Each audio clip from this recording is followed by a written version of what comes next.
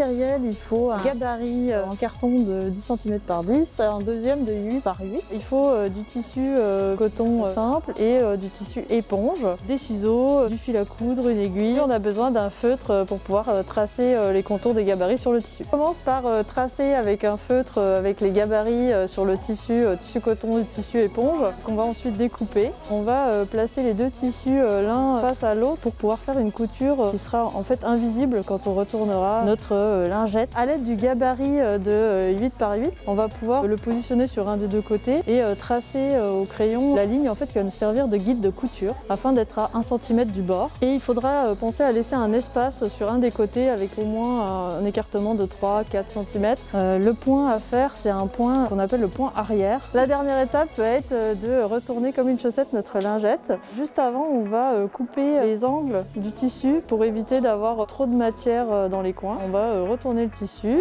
complètement. On peut pousser avec un crayon dans les angles pour bien remettre les extrémités. La toute dernière étape finale va être de faire une petite couture discrète pour fermer le disque démaquillant. J'ai trouvé l'atelier facile à faire, les explications ont été très claires.